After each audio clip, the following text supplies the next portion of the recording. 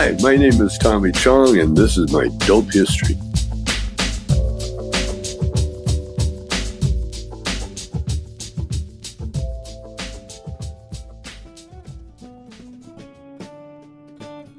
Tommy Chong is portrayed as the typical stoner. He fits the stereotype to a T. But have you ever considered that he fits the stereotype to a T because the stereotype was spawned by the characters he created? Tommy Chong has defined the stoner ethos across multiple generations, whether it was Cheech and Chong in the 70s, his character Leo in the 90s, or any one of the many projects he is involved with today. While the stereotype fits his characters, the stereotype doesn't characterize his hard and continuous work. Tommy Chong has worn many hats in his long career. He's had the chance to rub elbows with Hollywood elites, share an elevator with Mohamed Ali, and was partially responsible for discovering the Jackson 5. But where his personal story begins might come as a surprise. Tommy Chong came from humble beginnings that instilled a valuable work ethic. I grew up in Calgary, Alberta, Canada, and life was very interesting. I was a teenager in the 50s, and so I was there in the beginning of everything, rock and roll, Elvis, the Beatles, everything. I got into music real early because I lived in the country and I played in a country fiddle band. When I started when I was about 8 years old, and then that was my musical background.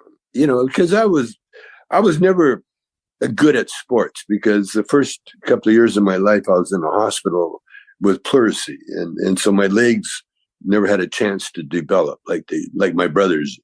I just never had the legs, but I had everything else. I had the spirit, and so sports and that. Luckily, I wasn't that good. So my dad always worked, but he was in the Second World War, and he got wounded, and my mother got TB, and so we all of us kids ended up in an orphanage eventually. And so that was I had. Sort of a very interesting upbringing, very interesting.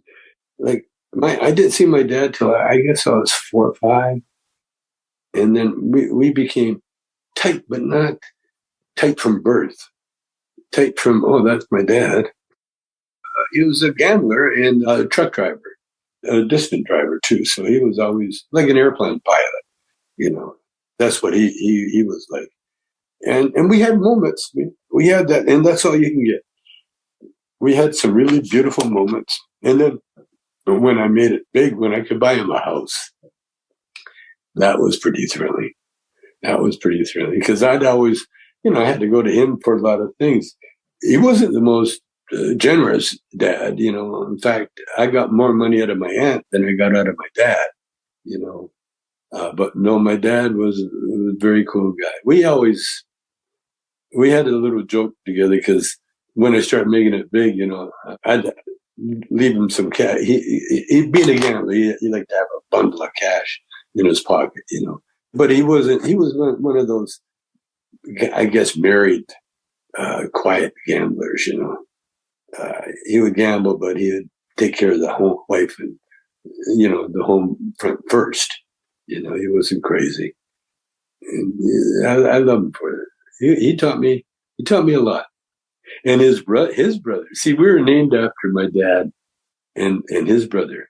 Now, my namesake Tommy, which was my dad's older brother. See, and Stan, my brother, he became my older brother. So the switch.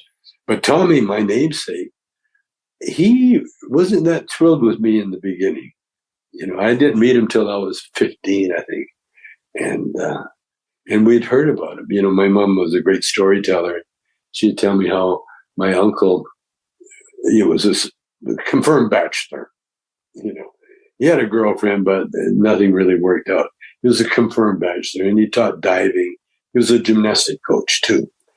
He was just total loner, And when I heard about him, my mom would tell, how academically gifted he was and how he taught diving and everything.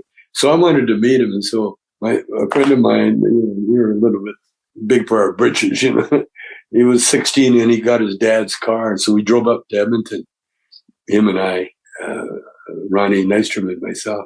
And I knocked on my uncle's door about 6 a.m. because we drove all night.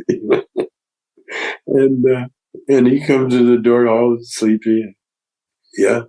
I said, "Hi, Uncle Tommy. I'm your nephew, Tommy." And he goes, "Yeah." I said, "Well, I just wanted to come up and say hi." Okay. Hi. And I said, "Well, I guess better let you go back to bed." Okay. He closed the door, yeah. Oh, we're 16-year-old kids, we're big enough. And so my earliest memories is being in an orphanage, being told what to do by strangers. And what I learned when I was in the orphanage was that a smile and get next to the big guy, be a friend to the big guy, and that's what I did. And the big guy at the orphanage, he had a bunch of us, like little chicks hanging around him, because then he would keep the other kids from bullying the little guys. Then as I got older, I was in Army Cadets, and I met a lot of poverty kind of people, Native American or Canadians that, the only income they would have would be to go to Army Cadet camp where you got paid to be a soldier. It was like being in the reserve, and you learn all the tactics of war. And if you want to continue with with the military, you go to officer school. That's the cadet training I had. And I had about 4 years of that. And then I met the other side, the hoodlums, all the bad crowd. And then I got hooked into them. And that got my curiosity too, because, when you walk to school with girls, I would be a fly on the wall. I wouldn't say anything.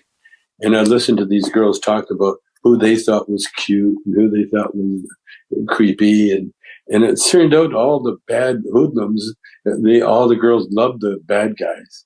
And the ones that made us sick were the jocks. Oh, he makes me sick. And so I kind of started looking. I was like Elvis Presley, Elvis was, we grew up, he was a couple of years ahead of me, but we had the same cultural thing, with the long hair, was a ducktail. And what we did, we copied the Pachucos. Pachucos were a Mexican gang that was formed in California for the most part. They were the ones that never went to war.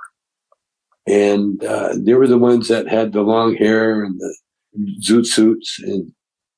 And so when the war ended and the GIs came home, they went to war with these long-haired zoot suiters, and who were mostly Mexican and young and probably from, their barrio. They were gang guys.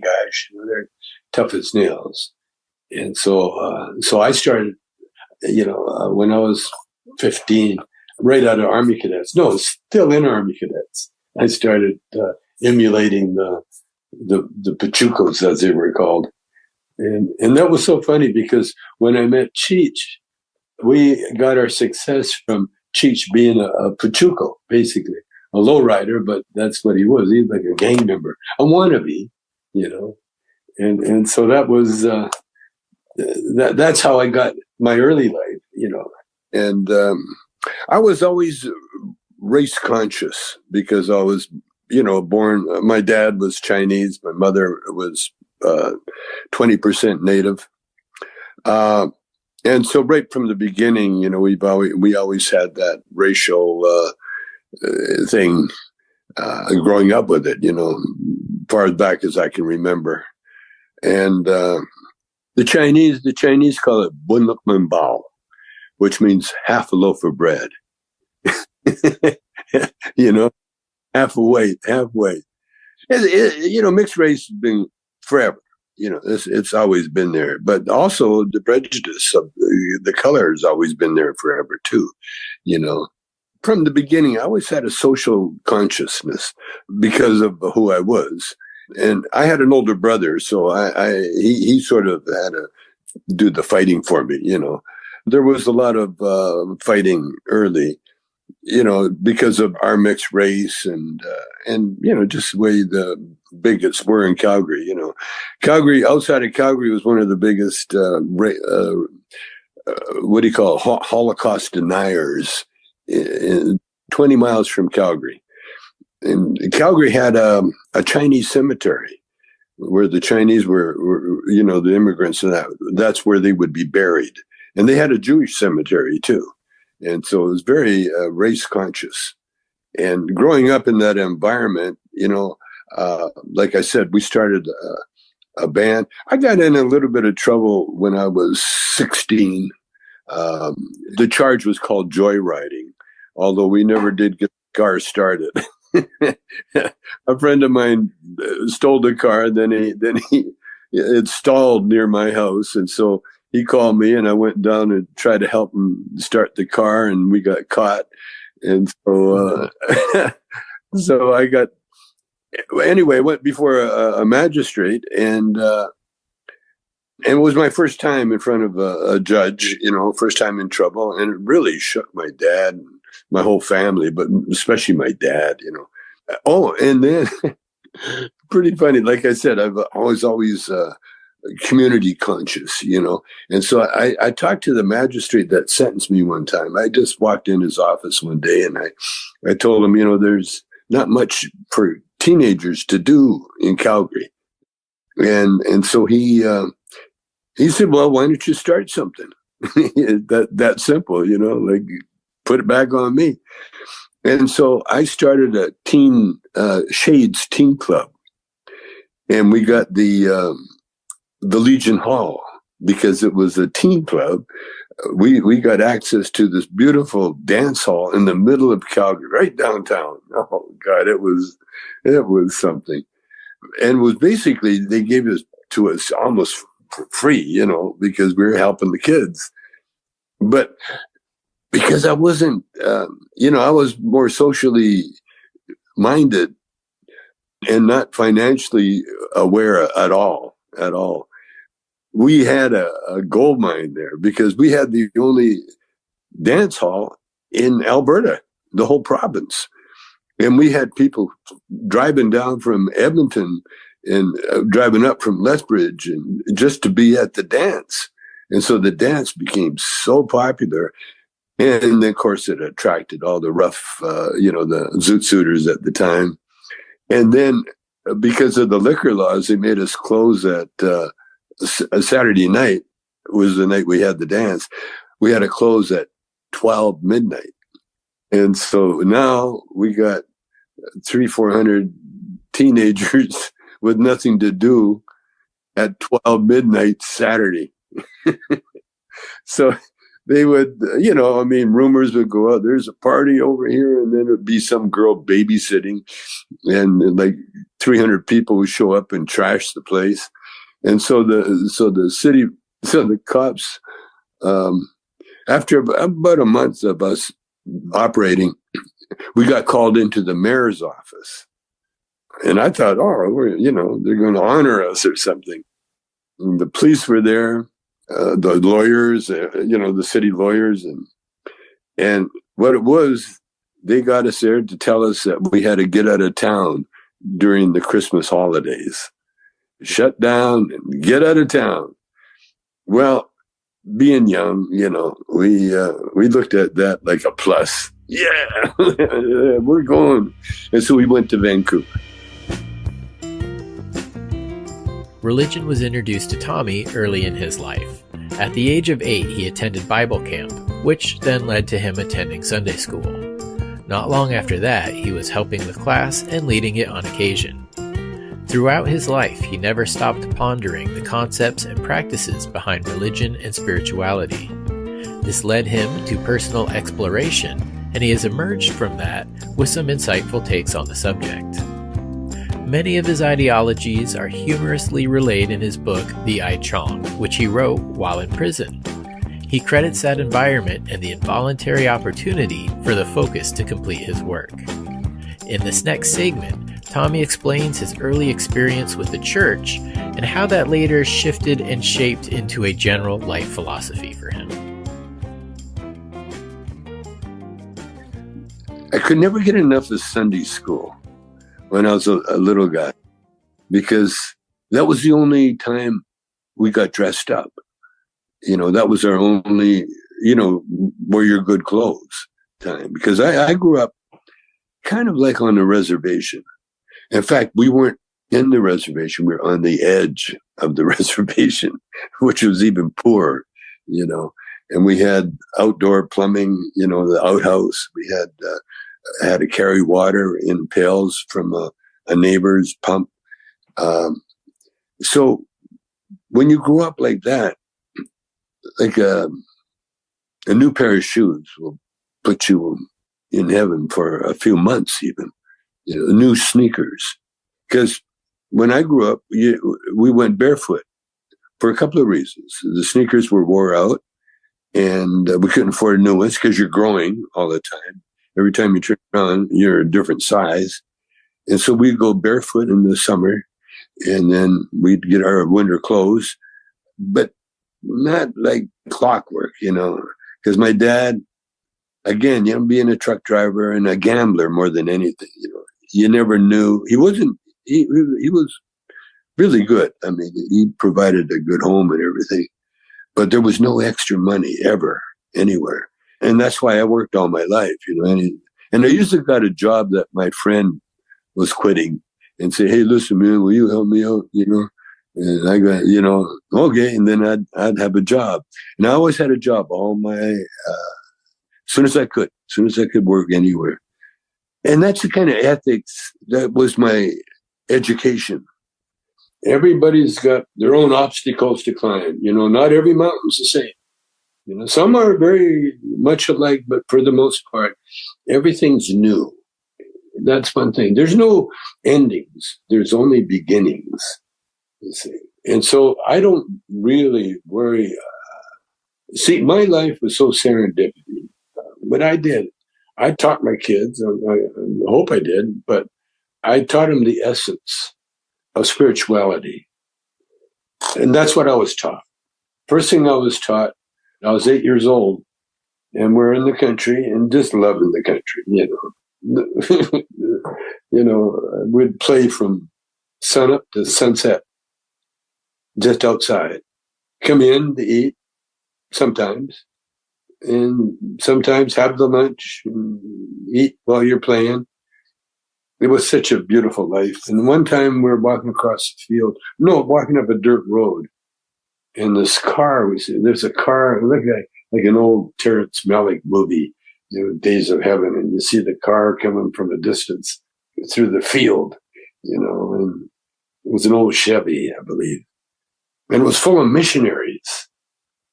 And the missionary said, hey, you boys want to go to Bible camp? And of course I said, yeah. This sounded so cool. And my brother, yeah. And so they drove us back to our house, and we got permission.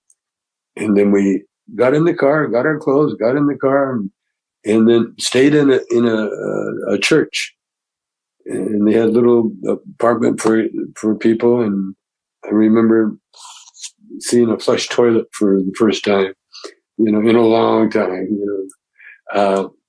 and then we went to Bible camp, and it was in a bus the next day. It drove good 6 hours, 8 hours. It was a long ride.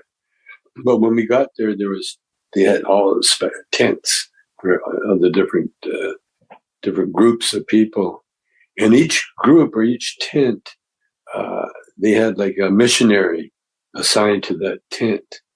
And the first thing they taught us to do was how to pray. We'd prayed, but I'd never really been taught, And that's what that camp was all about.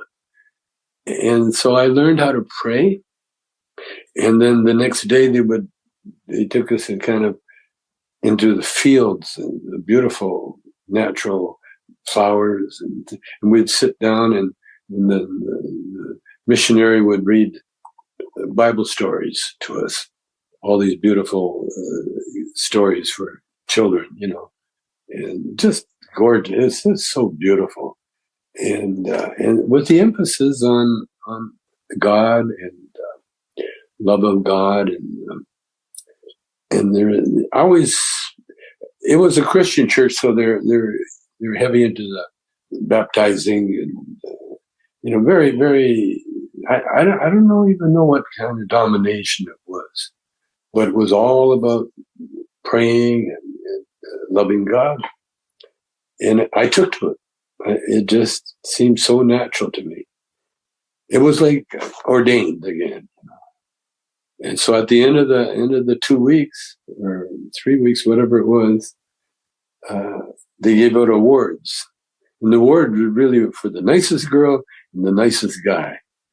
And so the nicest girl award was given out. And I'm standing up there reaching for some food because it was lunchtime. No shirt on, and tanned as could be. And the guy said, "Keep standing there, Tommy, because you won the nicest guy in camp." And that was the first award, like that ever in my life. And you hear me, I'm still talking about it today. And it was for being the nicest guy in camp. And then I started going to Sunday school, because that was the only reason we had to dress up back in the country. And I loved it. I loved Sunday school. I loved the stories. I started teaching it a little bit, reading the stories to the other kids, just actually because the Sunday school teacher wouldn't show up sometimes. And so they would take a kid like me to carry on. It was really more or less to keep the kids busy while the parents did the other stuff. I think you don't have to get out of Sunday school. Everything you need to know about the spiritual world is taught right there. And it could end right there too. Because if you're like little children, man, you'll be happy. You'll be happy and you will be grateful and you will appreciate everything you got. Because there's nothing like seeing the world through the eyes of God. There's when you do that, then when you go to an art gallery or you hear music or you see something beautiful or you hear about something beautiful, you're seeing it. It's God made visible. And the thing, especially, I'm being taught now from, my spiritual books. We go through these little moments of when you should talk about God, because that a lot of people, they don't want to talk about religion or politics. So what else is left that really gives you that you really care about? Tommy Chong has been a lifelong artist.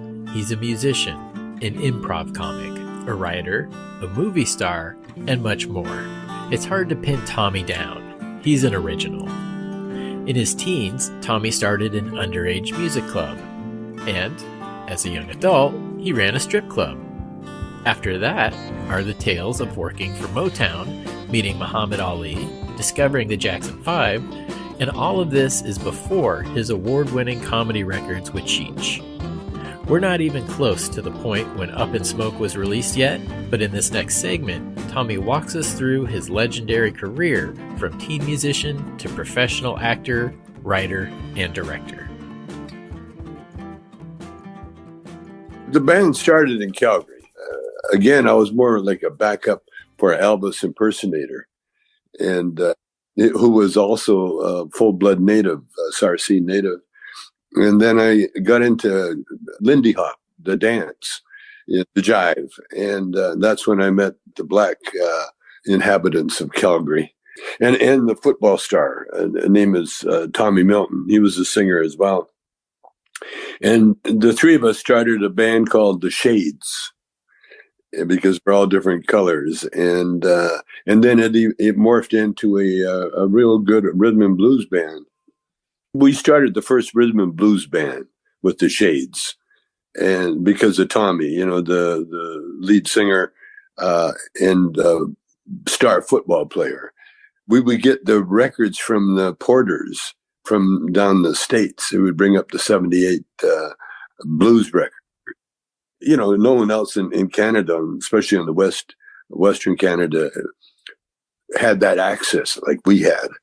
And so our band was very special because we played Bo Diddley and around the same times as the Stones when they started, Yeah, so, my life has been very, very serendipity, all right now, right up to this day.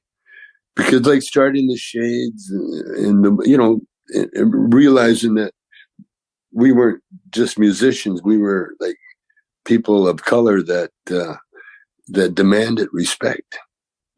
And we got it. Yeah, we got it. I've always been close to greatness all my life. I guess starting, I was going to say the Jackson 5, but I think Muhammad Ali came in there first. See, we were around when Muhammad Ali couldn't fight legally, He was against the war, so he was giving speeches and talks and burning people's draft cards. And that's how Cheech ended up in Canada. He burned his draft card and he escaped up to Canada thanks to Muhammad Ali. Well, I had an experience with Muhammad Ali. I'll put it that way. Now, Bobby Taylor was another one of these unsung heroes of Motown. He was a little bit too crazy and never had enough hit tunes to really, to become the Smokey or the Diana Ross. But he changed music with Motown for sure, and he changed for the Vancouvers. Because, I had a club up in Vancouver, and Bobby was hired, actually first as a drummer, because we were looking for a drummer, and he said, "Oh, I'll play drums." So we had him playing drums and singing, but his singing was so good that we ended up with the best drummer. See, when you got good music people, the best of the best come out, and that's what happened with us. And so I had a dream band with every great Canadian musician up there and a few from the States. And then we formed the Vancouvers, and Bobby was the singer. But Bobby had been to the Olympics with Muhammad Ali when he was Cassius Clay. And I think Bobby was, I'm not sure, but I think Bobby somehow was in the Olympics with Muhammad, or with Cassius Clay at the time. And so when Muhammad came to Detroit, he called Bobby. And so Bobby said, "Hey, come on over to, I think we had the Jackson 5 at Bobby's house at the same time, if I'm not mistaken, or close to it, because we had discovered the Jackson 5. We were playing in Chicago, and they opened for us because they won a contest in Gary, Indiana. So they were opening the first time in America that Michael sang on stage, other than school, and so we were connected. And so Bobby heard the group and saw how crazy good Michael was. And so he had the whole band, including the dad, come and stay with Bobby in his Detroit apartment until Motown, would get around to auditioning him and signing him. And that's what he did. And so I'm not sure if the Jackson 5 were at Bobby's place at the time. It could have been, because I know my first wife, Maxine, was there. And Bobby called me. He said, "Come on over." And so the night before, I was talking to this stripper friend of mine we'd worked together years ago in Victoria, BC. She was a dancer and I was a guitar player. And anyway, we stayed in contact. Well, anyway, she called me up. She goes, "You'll never guess who I had a fun with last night." I said, "Who?" She goes, "Muhammad Ali." I said, "What?" She says, "Yeah, he was only in for the night. We had this nice thing." And I said, "Oh."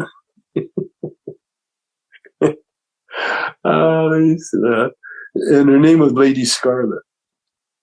And so the next day, Bobby said, "Come on over. You got the champ's coming over. You got to come over." So I came over there and I get on the elevator, and then Muhammad Ali, he jumps on the elevator, just the two of us.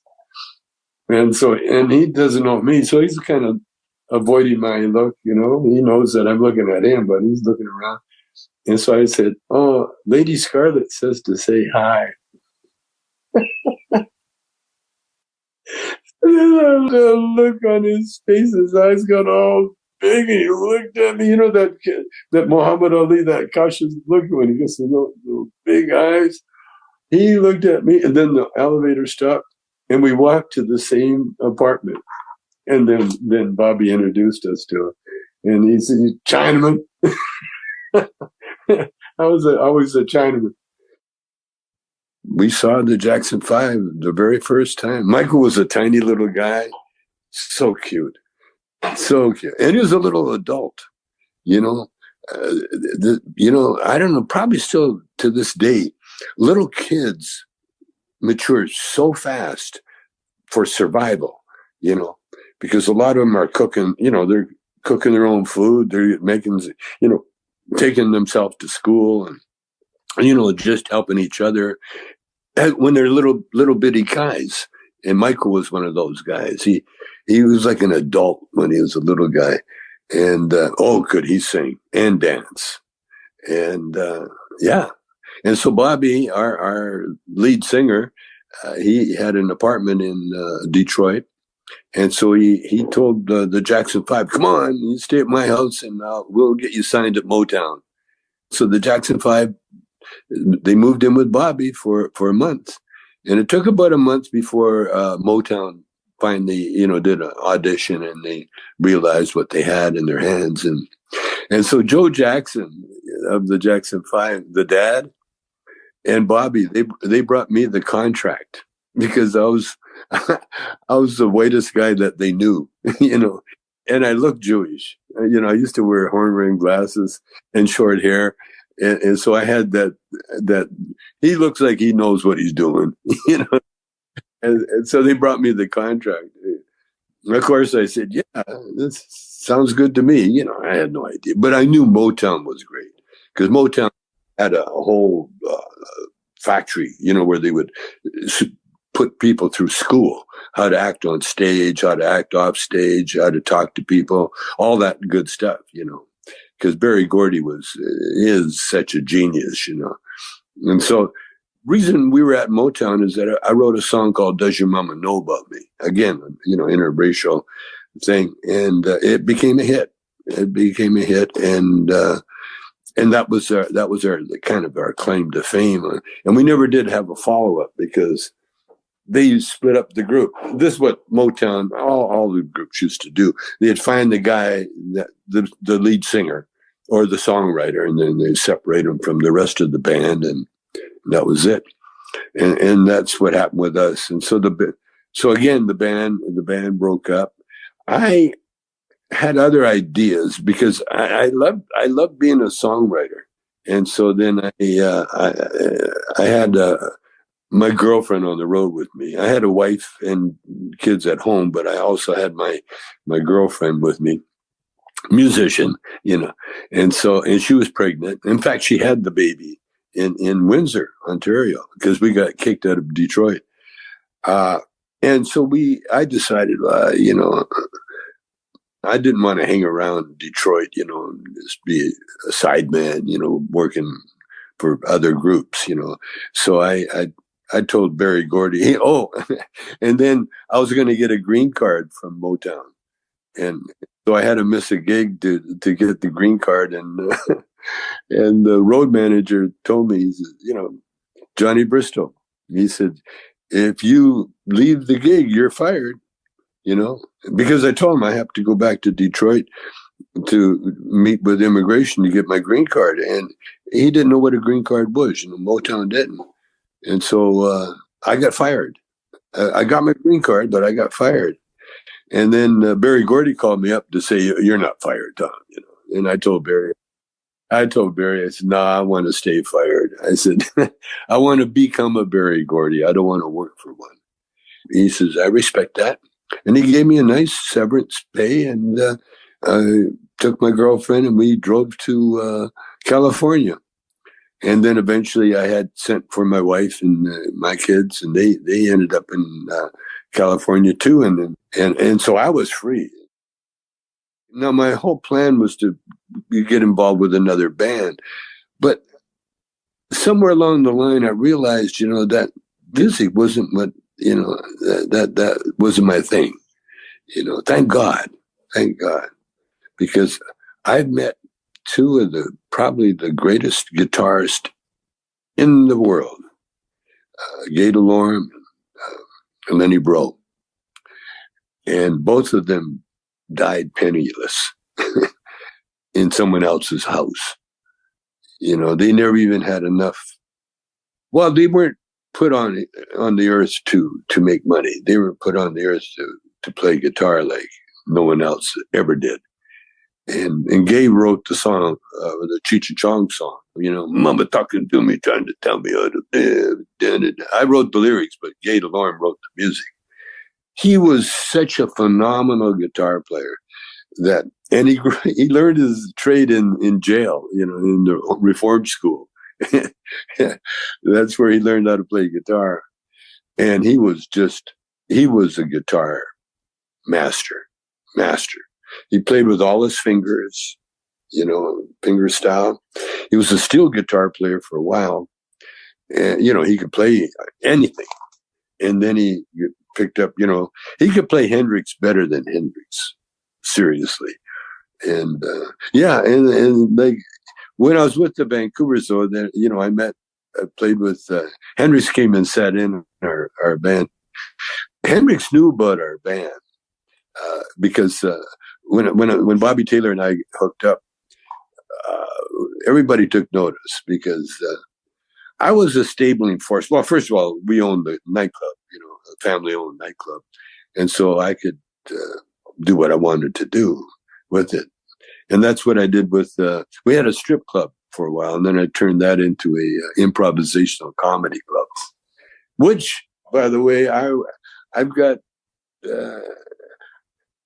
Yeah, I could see that happening again, Yeah, because it was, oh man, I went back to Vancouver, after being with with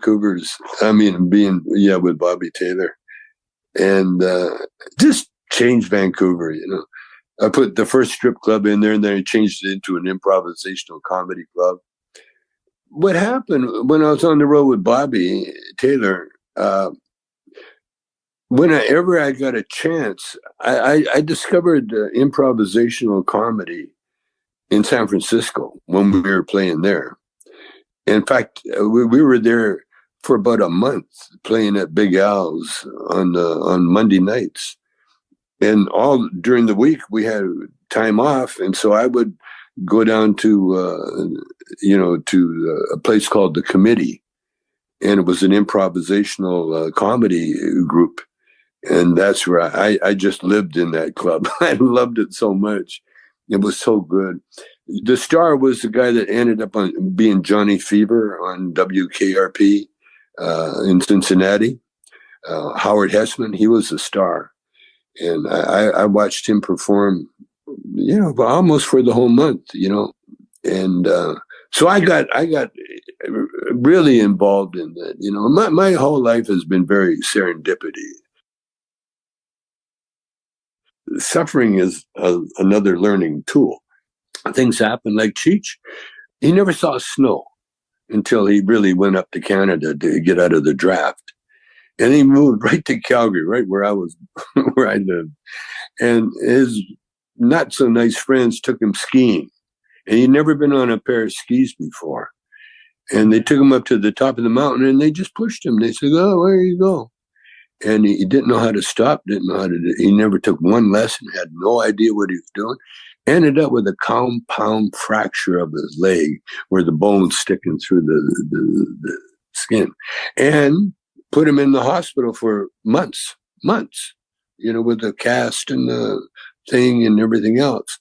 But because he was there, then he heard a record by Diana Ross, and it was "Does Your Mama Know About Me?" And Cheech was, God, that's because he was a music critic, and he picked up the album. Who wrote that?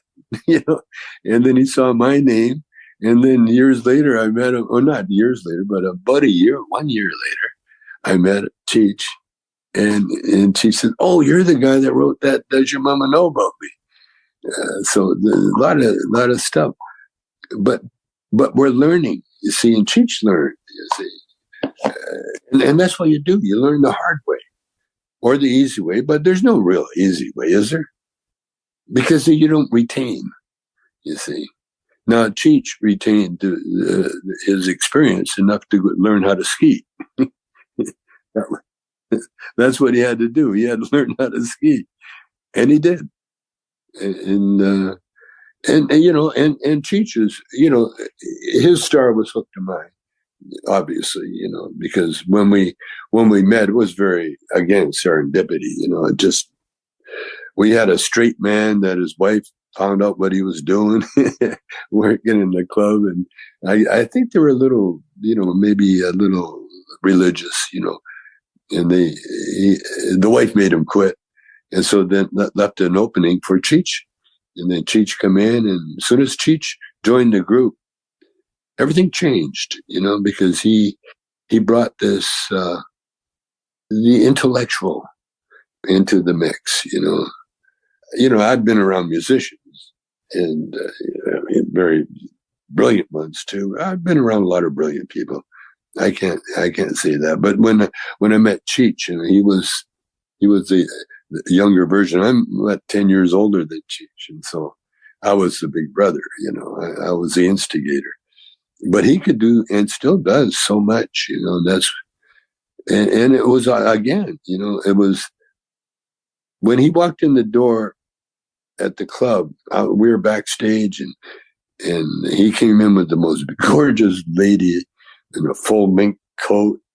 It was like something out of Hollywood. He was all dressed up, looking really snazzy, and all the girls, in the acting troupe, oh, he's cute, yeah.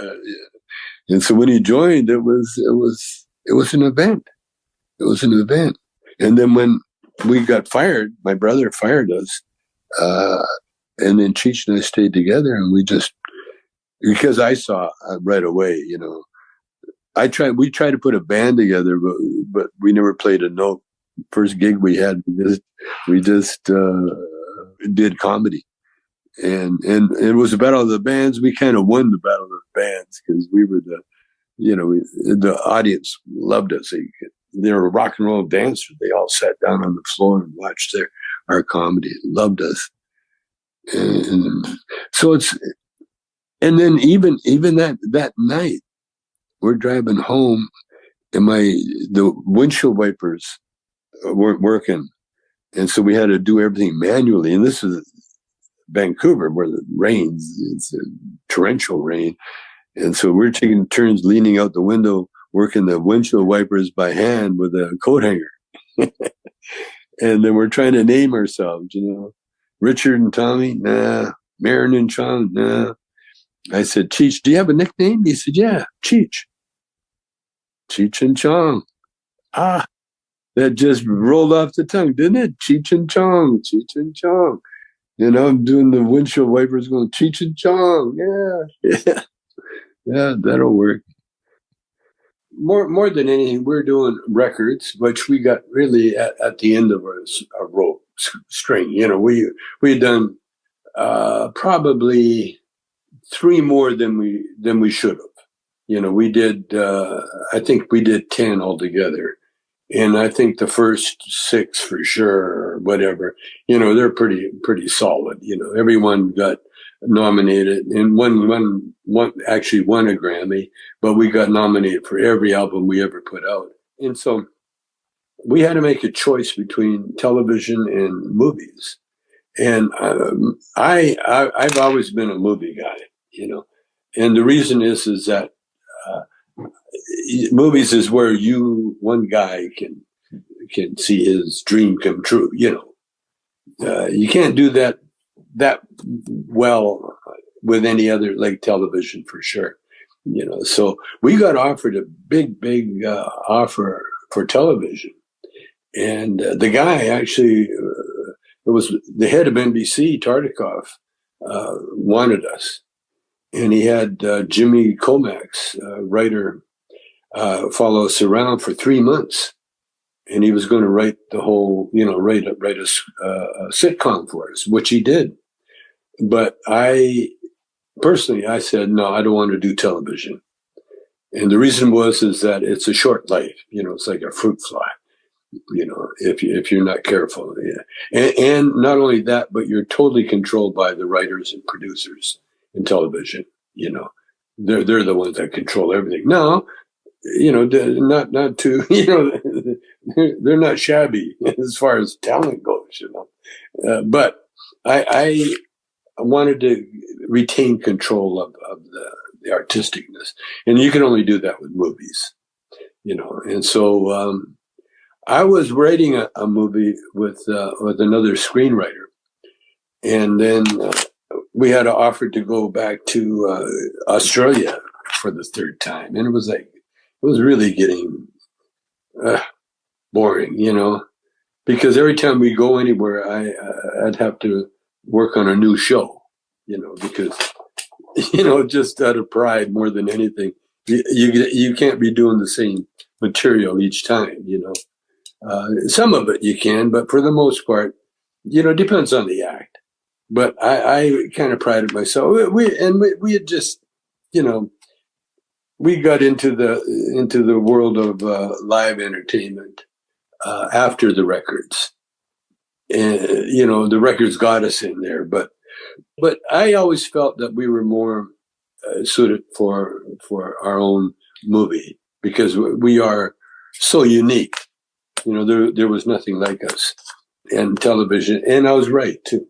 So they did a television show called Chico and the Man. We had a skit that Cheech and I used to do on stage. Old Man in the Park, we call it. It was the old guy and a young Chicano, like a thug. And the old guy and the Chicano almost come to blows. And it's a pretty funny bit. But it was one bit.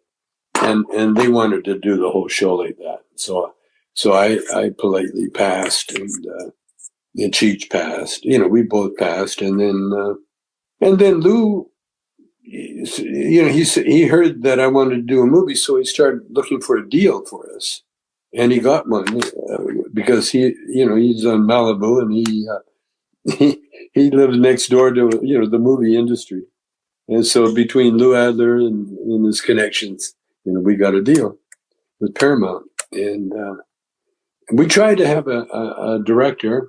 Floyd Mutrix was hired, but we had to pay him off. It wasn't going to work out. And then I realized, that Lou actually realized that we needed to do like our records. I had to have free reign as far as creating goes, and Lou actually acted like the producer. And so then he told Paramount, somewhere decided that Lou Adler would be the director of Up in Smoke.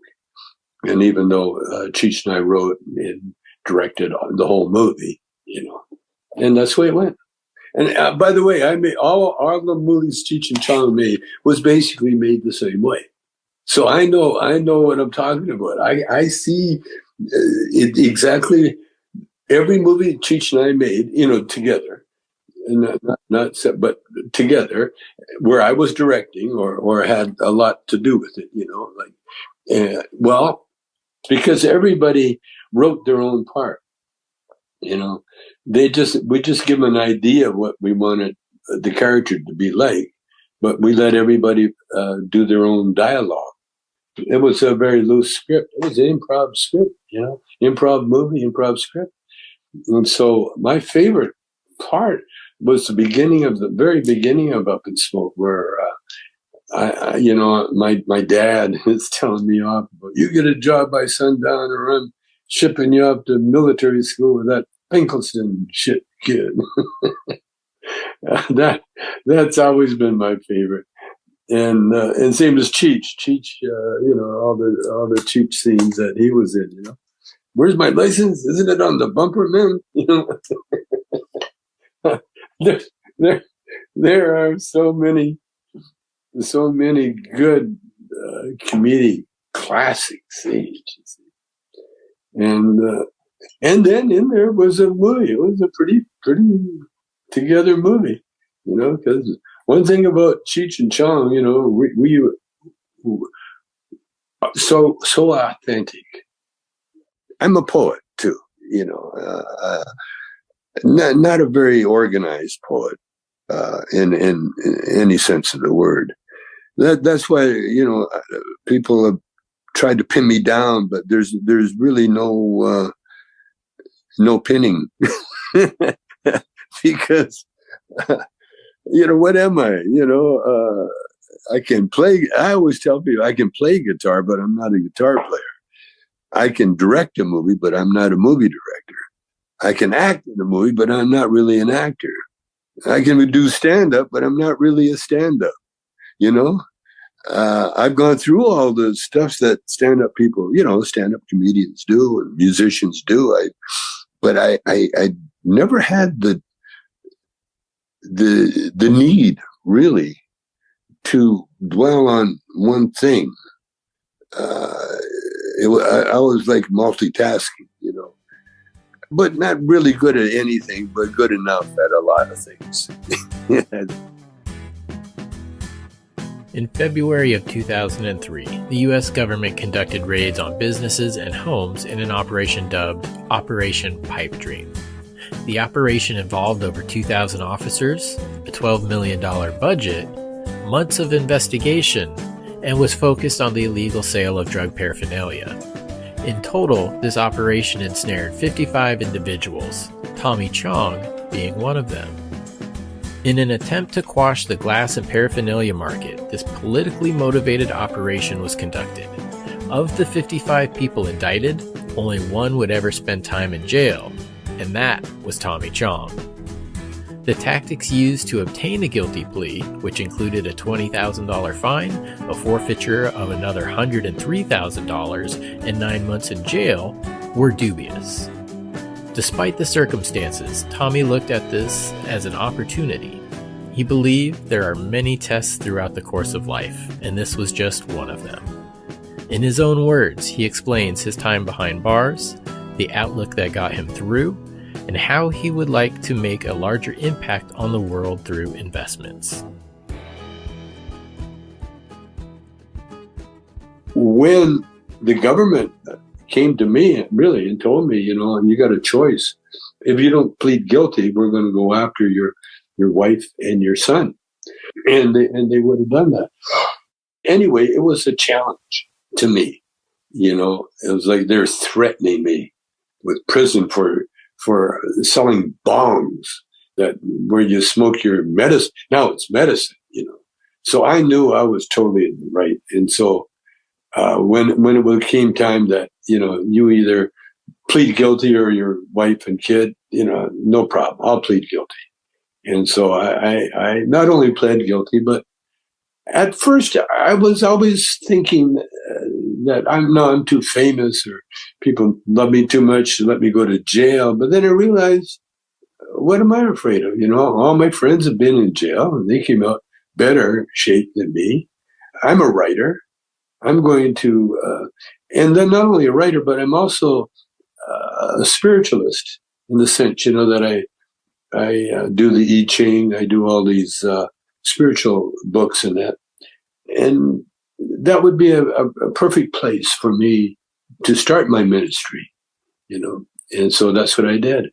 And so when I was first couple of days I was in jail, I was given readings, I Ching readings to the some of the inmates. And then I met all the hip guys, they met me at the gate almost. And so I was with the elite of the prison, the golf caddy that was in there on a bogus charge, a couple of Reagan speechwriters, that were incarcerated because they wouldn't turn in Marcos. A lot of sports guys too that were in there, and no one knew they were in there. And so I'm not going to blow their cover either. And so it was. It turned out to be like a captain. What do they call them? A camp cupcake. Where it's quite easy. And then I ended up being in the same cubicle as Jordan Belfort, the Wolf of Wall Street, and so we had a great time. He would tell me all the stories of his life.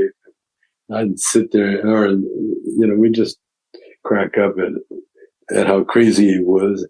And then I helped him write his book. I encouraged him to write down everything that he told me. And next thing I know, he's got a movie. He gets a book and a movie. When I went to prison, I got to the point, at first, of course, I didn't want to go. I was trying to stay away, stayed out of it, But then when the reality hit, it was like, oh, this is going to be fun. This is going to be great. Yeah, because I'm a writer. And who better, be embedded, and I'm celebrity. I'm a famous writer. And so I'm embedded with the troops, I'm there. I shouldn't be there, but I'm there for a definite reason.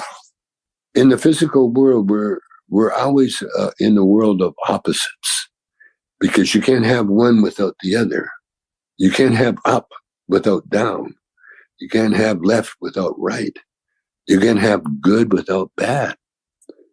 And it's just a balance, It's how you do it. If it's too much bad, it's not works, too much good, boring, Looking at it now, because I've been tested over the years. We all get tested, but I got tested a few times, and I passed the test. It's crazy. A couple of times, especially with money and fame, you got to be very careful, because it's so fleeting, and I really want to become one of the richest men in the world. I really do.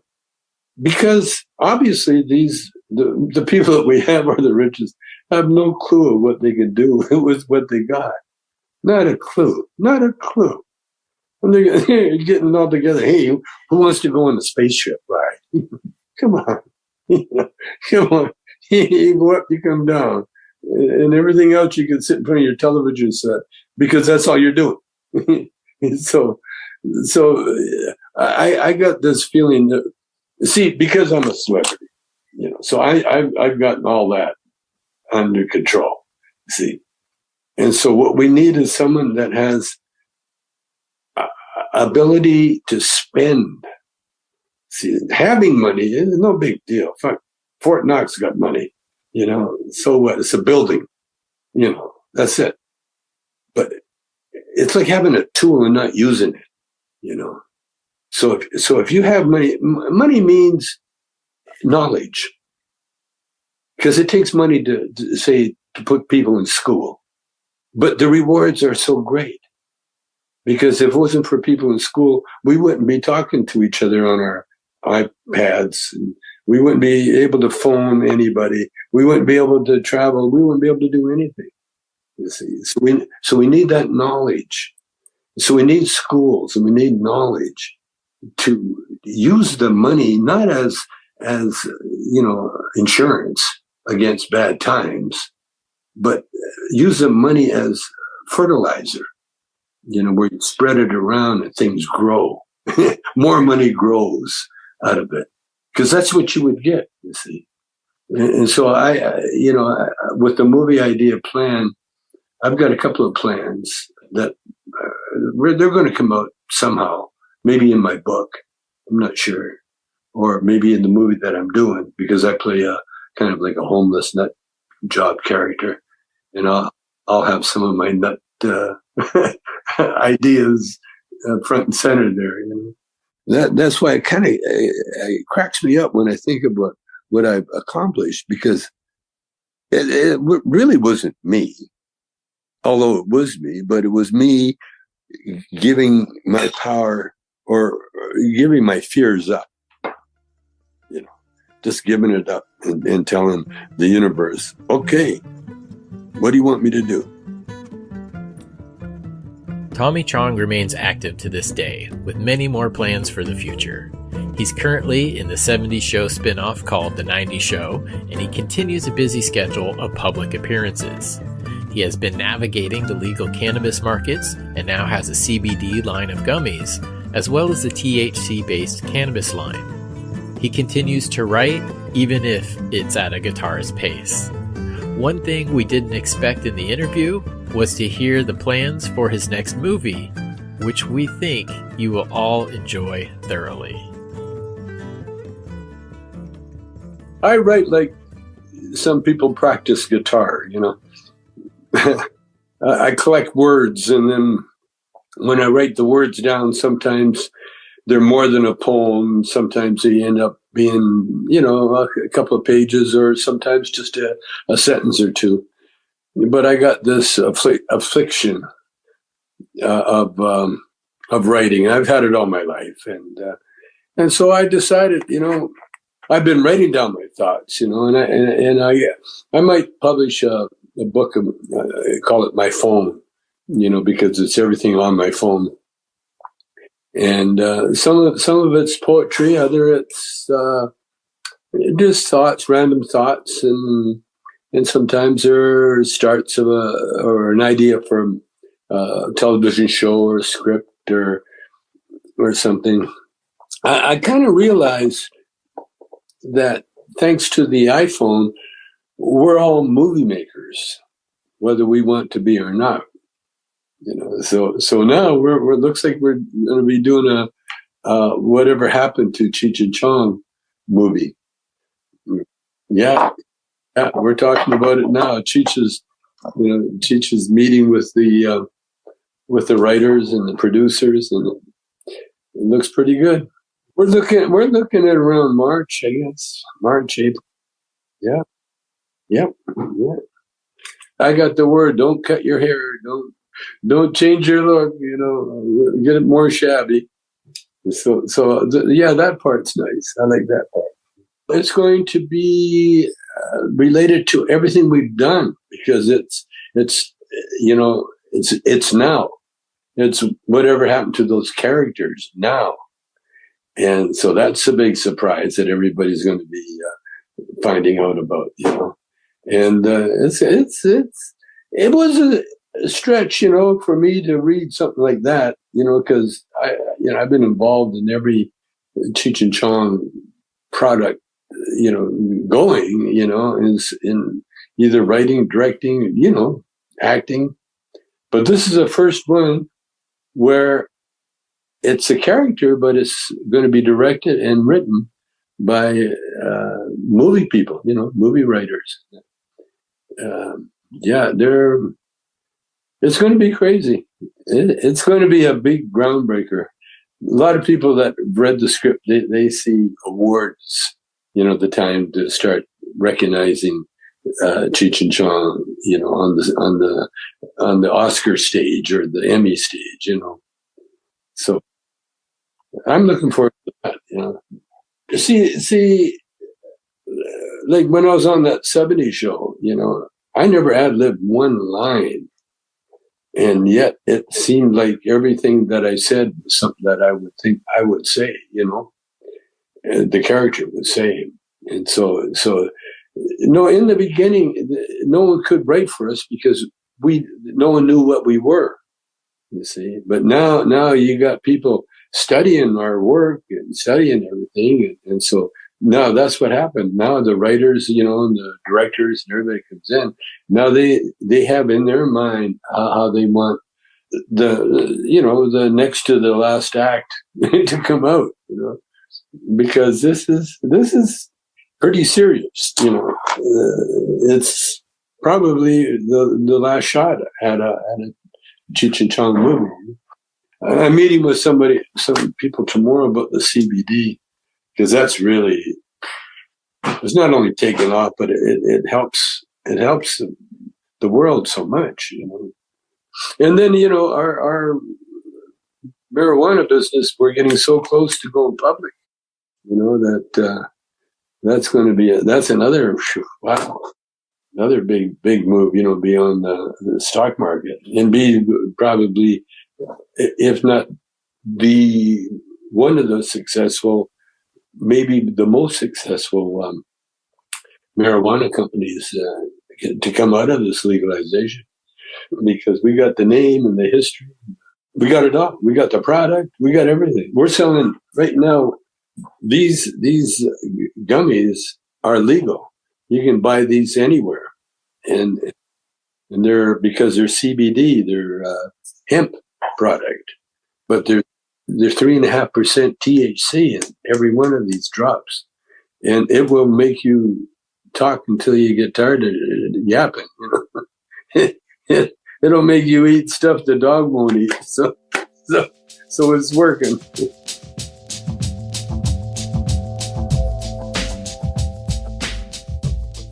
Tommy Chong has been a true gift to the legion of stoners out here in the world looking for a little bit of respect.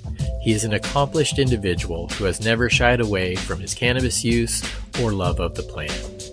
Tommy has managed to stay relevant, stay active, and stay groovy. It was an honor speaking with and listening to Mr. Chong. We hope you feel the same way too. Thank you for supporting Season 1 of Dope History. We will be back with Season 2 this summer, but in the meantime, you can replay all of the episodes from Season 1 at dopehistory.com or on your favorite streaming platform.